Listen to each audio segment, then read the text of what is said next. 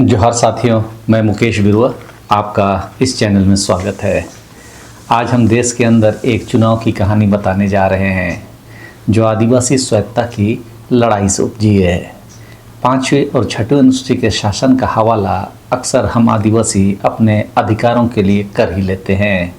तो उसी कड़ी में आज हम त्रिपुरा के आदिवासियों की स्वायत्तता की लड़ाई को समझेंगे। अभी 12 अप्रैल 2026 को त्रिपुरा में जो चुनाव हो रहा है वह सिर्फ चुनाव नहीं है, एक सवाल है। क्या भारत का संविधान आदिवासियों की रक्षा कर सकता है या बड़ी पार्टियां उसे भी अपने रंग में रंग देती है? ये है TTAADC यानी Tripura tribal areas autonomous district council का चुनाव। हम 5वीं अनुसूची वाले आदिवासी ऐसे ही स्वशासी परिषद की मांग 6वीं अनुसूची के तर्ज पर अक्सर करते हैं। जब मिलता है तो उसकी क्या स्थिति है उसे भी समझते हैं।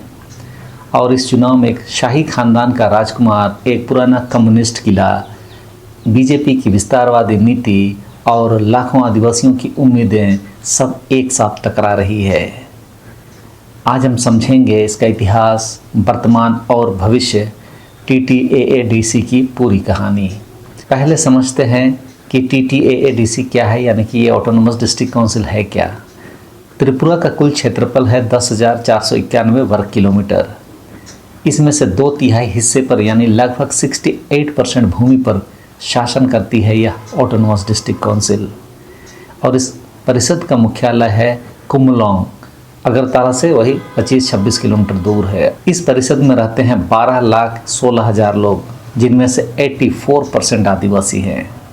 अब सवाल, यह परिषद बनी क्यों? त्रिपुरा में आदिवासी लोग, जिन्हें टिप्रासा कहा जाता है, वे मूल निवासी है उस भूमि के, जैसे हो मुंडा, संथाल, उरांव, खड़िया आदि झारखंड के मूल निवासी हैं।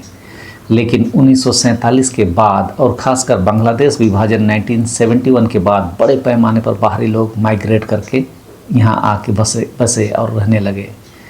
त्रिपुरा की जनसंख्या में आदिवासी जो एक समय बहुमत में थे वे अल्पसंख्यक बन गए।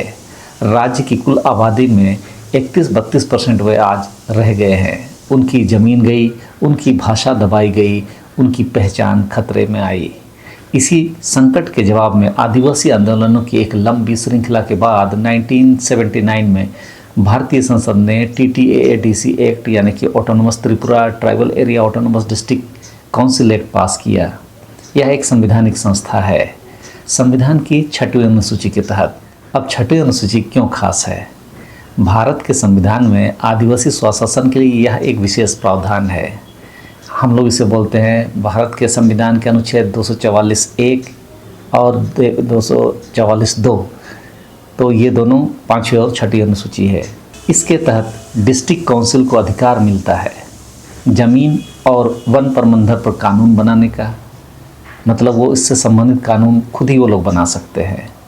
शिक्षा, स्वास्थ्य और सामाजिक विकास का, मतलब इससे संबंधित विकास योजनाएं खुद वो लोग ऑटोनोमस डिस्ट्रिक्ट काउंसिल में तय करते हैं। अपनी परंपराओं और संस्कृति की रक्षा का, यानी कि वो लोग वहाँ पर ऐसा कानून पास कर सकते हैं जिससे उनकी संस्कृति को कोई नुकसान ना हो। वे लोग अपना बजट और प्रशासन चलाने का वो लोग यहाँ पर फैसला कर सकते हैं। यानी यह एक मिनी लेजिस्लेचर है आदिवासियों के लिए, और इसीलिए इसे त्रिपुरा में विधानसभा के बाद दूसरी सबसे महत्वपूर्ण संवैधानिक संस्था माना जाता है। अब आते हैं इसके इतिहास पर। ये जो ऑटोनोमस डिस्ट्रिक्ट काउंसिल, ये दशकों तक इसमें CPIM नेतृत्व वाले लेफ्ट फ्रंट का राज था। 2005 के चुनाव में लेफ्ट फ्रंट ने 28 में से 24 सीटें जीती थी, बस 4 सीटें विपक्ष को मिली थी। यह वर्चस्व 15 साल से भी ज़्यादा चला। लेकिन ज़मीन पर हकीकत क्या थी? आदिवासी समुदाय डेबर्मा, जमातिया, रांग, त्रिपुरी शिकायत करते रहे कि वामपंथी सरकारें उनकी ज़मीन की रक्षा नहीं कर पाई, क्योंकि बाहरी लोग आके कब्जा करने लगे। उनकी भाषा और संस्कृति को पर्याप्त सम्मान नहीं दिया गया। वो विस्थापित हो गए, उनकी भाषा और संस्कृति दूसरों के कारण, और विकास के नाम पर सिर्फ वोट बैंक बनाया। 2019 में एक नया तूफान आया। त्रिपुरा के पूर्व राजघराने के वंशज प्रद्योत विक्रम मनिका देबर्मा, जो कांग्रेस के प्रदेश अध्यक्ष थे, उन्होंने पार्टी छोड़ी। सिटीजनशिप अमेंडमेंट एक्ट यानी कि CAA का विरोध करते हुए उन्होंने एक NGO बनाया जो बाद में टिपरा मोर्था पार्टी बन गए। और टिपरा का अर्थ उनके हिसाब से the indigenous progressive regional alliance, और उनका नारा था ग्रेटर टिपरा लैंड। पूर्वोत्तर के सभी 8 राज्यों में रहने वाले आदिवासी समुदायों के लिए एक संवैधानिक व्यवस्था जहां उनकी जमीन, पहचान और अधिकारों की गारंटी हो। अब 2021 का चुनाव, इसमें पूरा इतिहास बदल गया। 2021 में ऑटोनोमस डिस्ट्रिक्ट काउंसिल चुनाव हुए। टिपरा मोर्था पार्टी ने 18 सीटें जीती और पहली बार बहुमत से सरकार बनाई। बीजेपी और indigenous Peoples Front of Tripura, मतलब लोकल पार्टी है, वहाँ गठबंधन को 9 सीटें मिली। और CPIM जो 15 साल से राज कर रही थी, साफ हो गई शून्य। Purnachandra Jamatia Tripura tribal area autonomous district council के नए चीफ एग्जीक्यूटिव मेंबर बने। यह सिर्फ एक चुनाव नहीं था, यह आदिवासी चेतना का विस्फोट था। झारखंड विधानसभा चुनाव 2025 को भी आदिवासी चेतना का विस्फोट हम कह सकते हैं, जिसमें 28 विधानसभा सीटों में से 27 में हेमंत सोरेन को समर्थन मिला। खैर, वह ऑटोनोमस काउंसिल का चुनाव था और इधर विधानसभा का। अब 2021 से 2026 के बीच क्या हुआ, यह समझना भी जरूरी है। टिपरा मोर्था पार्टी ने 2021 में ऑटोनोमस डिस्ट्रिक्ट काउंसिल जीती, लेकिन 2023 के विधानसभा चुनाव में बीजेपी ने बहुमत बरकरार रखा। कहाँ पर? विधानसभा में। टिपरा मोर्था पार्टी ने 13 MLA सीटें जीती। यह एक सिग्निफिकेंट ट्राइबल मैंडेट था, लेकिन उसकी प्रमुख मांग क्या थी? Greater Tipra land. उसको लेकर केंद्र सरकार ने कोई ठोस कदम नहीं उठाया। फिर आया 2 मार्च 2024 का दिन। केंद्र सरकार, त्रिपुरा सरकार और टिपरा मोर्था के बीच एक त्रिपक्षीय समझौता हुआ, जिसे टिप्सरा एकॉर्ड कहा गया। यह समझौता union home minister Amit Shah की उपस्थिति में हस्ताक्षरित हुआ। इसमें वादे थे कि आदिवासियों की ज़मीन की सुरक्षा होगी, सांस्कृतिक अधिकार बरकरार रखे जाएंगे, ऑटोनोमस डिस्ट्रिक्ट काउंसिल को और अधिक वित्तीय अधिकार मिलेंगे और 125वां संवैधानिक संशोधन जो 6ठी अनुसूची को और मजबूत करे वो भी पारित किया जाएगा। इसके बाद 7 मार्च 2024 को टिपरा मोर्था पार्टी बीजेपी गठबंधन सरकार में शामिल हो गई। प्रद्योत देबबर्मा उनके 2 विधायक मंत्री बने। लेकिन आज 2 साल बाद क्या हुआ? कांग्रेस ने आरोप लगाया कि अकॉर्ड को 6 महीने में लागू होना था, लेकिन 2 साल बाद भी कुछ नहीं हुआ। प्रद्योत खुद कह रहे हैं assurances without implementations are unacceptable, और इसलिए ऑटोनोमस डिस्ट्रिक्ट काउंसिल 2026 चुनाव से पहले टिपरा मोर्था ने बीजेपी के साथ गठबंधन करने से इनकार कर दिया। यह एक बड़ा पॉलिटिकल ब्रेकअप है। अब आते हैं 2026 के चुनाव के असली समीकरण पर। यहाँ का बुनियादी तथ्य क्या है? मतदान तो 12 अप्रैल 2026 को होने हैं और परिणाम 17 अप्रैल 2026 को। कुल सीटें 28 और उसमें से ST के लिए 25। कुल मतदाता 9,62,797। कुल उम्मीदवार 173। सुरक्षाकर्मी जो लगाए गए हैं 11,000 से अधिक। अब इसमें सभी पार्टी की अपनी रणनीति है। बीजेपी ने सभी 28 सीटों पर उम्मीदवार उतारे हैं। CM मनिक सिन्हा खुद एग्रेसिव कैंपेनिंग में हैं। बीजेपी का दांव है यदि बीजेपी ऑटोनोमस डिस्ट्रिक्ट काउंसिल जीतती है तो टिप्सरा एकॉर्ड लागू किया जाएगा, यानी उन्होंने एकॉर्ड को बीजेपी वोट देने की शर्त बना दिया है। बीजेपी की ताकत है केंद्र सरकार की शक्ति, फंड और विकास का नैरेटिव, लेकिन कमजोरी उनके दोनों tribal allies TMP Tipra Motha party और इंडिजिनस पीपल्स फोरम त्रिपुरा अलग अलग लड़ रहे हैं। टिपरा मोर्था की रणनीति इसमें क्या है? प्रद्योत देबबर्मा ये खुद चुनाव नहीं लड़ रहे हैं। TMP ने सभी 28 सीटों पर उम्मीदवार उतारे हैं, लेकिन लगभग आधे पुराने जो मेंबर ऑफ डिस्ट्रिक्ट काउंसिल को उन्होंने टिकट नहीं दिया, जिससे आंतरिक कलह वहाँ उत्पन्न हो गया है। प्रद्योत कह रहे हैं कि अभी लड़ाई मुश्किल है, हमारे पास मनी पावर नहीं, एडमिनिस्ट्रेटिव सपोर्ट नहीं, लेकिन जनता का समर्थन है। उनकी रणनीति है कि अकेले लड़ो, जीतो, फिर दिल्ली से फ़ोन आने का इंतज़ार करो।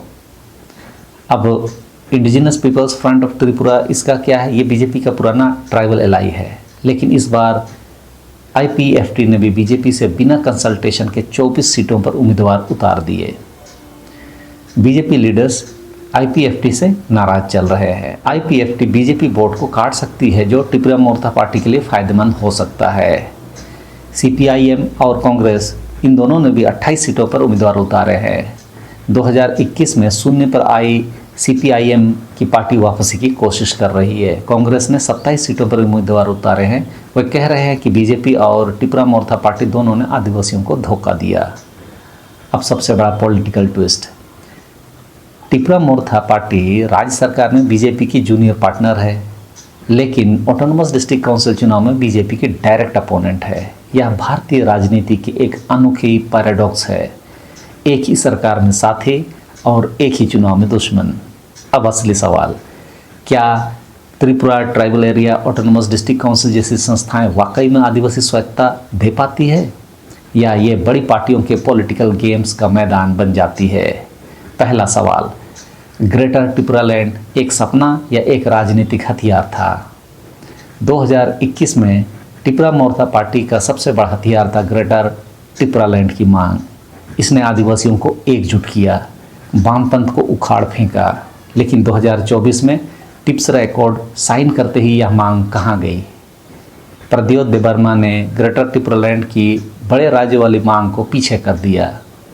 विश्लेषक कह रहे हैं कि 2021 की जीत का असली इंजन ग्रेटर त्रिपुरालैंड का नारा था। अब वो नारा गायब है। क्या वो ताकत भी गायब हो गई? दूसरा सवाल, बीजेपी की ट्राइबल पॉलिटिक्स जो है वो इंक्लूजन का है या इनकॉर्पोरेशन का है? बीजेपी पूर्वोत्तर में एक सुनियोजित रणनीति से काम करती है। वे रीजनल ट्राइबल पार्टीज को पहले एलाई बनाते हैं, फिर एब्जॉर्ब करने की कोशिश करते हैं। मेघालय में एनपीपी नेशनल पीपल्स पार्टी, उसको अपने में मिला लिया। नागालैंड में NDPP nationalist democratic progressive party, तो त्रिपुरा में पहले आईपीएफटी और अब टीएमएफई, इन दोनों को अपना एलाई बनाया। तो ऑटोनोमस डिस्ट्रिक्ट काउंसिल चुनाव में बीजेपी त्रिपुरा मोर्चा पार्टी गठबंधन टूटना इसी टेंशन का नतीजा है। प्रद्योत देबबर्मा को डर है, यदि वह बीजेपी के साथ अलायंस में जाते हैं तो त्रिपुरा मोर्चा पार्टी एक सैटेलाइट पार्टी बन जाएगी। तीसरा सवाल कि छठी अनुसूची की ताकत और उसकी सीमाएं क्या है?